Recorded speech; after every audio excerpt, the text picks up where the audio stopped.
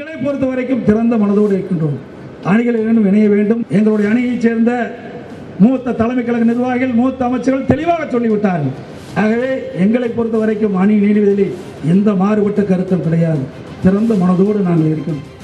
மே தினத்தையொட்டி சென்னையில் நடைபெற்ற கூட்டத்தில் பேசிய போது முதலமைச்சர் எடப்பாடி பழனிசாமி இவ்வாறு கூறியிருந்தார். அது முதற்கொண்டே அதிமுக அணிகள் இணைப்பு பேச்சு தொடர்ந்து நடைபெற்று வருகின்றது. இரு அணியினரும் முரண்பட்ட கருத்துக்களை கூறி வந்தாலும் திரைமறைவு பேச்சு நடந்து கொண்டுதான் இருந்தது. இதனிடையே அணிகளின் இணைப்புக்காக டிடிவி தினகரன் விடுத்த 60 நாட்கள் கெடு வரும் 4ஆம் தேதியுடன் முடிவடைகிறது.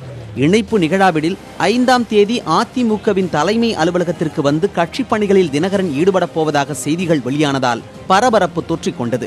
அவ்வாறு அவர் வரும் பட்சத்தில் அது அதிமுகவில் தேவையற்ற குழப்பங்களை ஏற்படுத்தும் என்று எடப்பாடி பழனிசாமி தரப்பு கருதுகின்றது.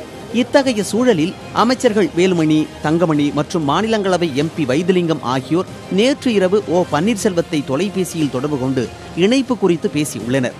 அதில் அவர்கள் ஒரு முடிவுக்கு வந்திருப்பதாக தகவல்கள் தெரிவிக்கின்றன.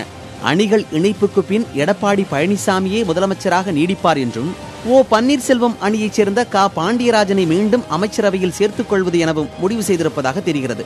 இது தவிர பன்னீர்செல்வம் தலைமையில் கட்சியை வழிநடத்த குழு அமைப்பது எனவும் முடிவு செய்யப்பட்டதாக கூறப்படுகிறது.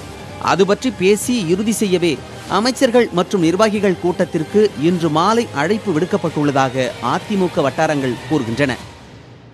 இந்த முதலமைச்சர் தலைமையில் கூட்டம் நடக்குது. அது வழக்கமான கூட்டம் தான். பார்ட்டி ஆஃபீஸ் போகிறோம். எம்எல்ஏஸு, தலைமை கழக நிர்வாகி, சிஎம், மினிஸ்டர்ஸு இதெல்லாம் பார்ட்டி ஆஃபீஸ் போகிறதுன்றது ரோட்டீன். அது முட்டுக்கட்டைகளை அகற்றி அணிகள் இணைப்பை உறுதி செய்தால்தான் அதிமுகவில் டிடிவி தினகரனின் கை ஓங்குவதை தடுக்க முடியும் என்று இரு அணியினரும் உணர்ந்துவிட்டதாக தெரிகிறது. அதனால் இன்றைய கூட்டம் அரசியல் வட்டாரத்தில் பெரும் எதிர்பார்ப்பை ஏற்படுத்தியுள்ளது. புதிய தலைமுறைக்காக செய்தியாளர் குழு.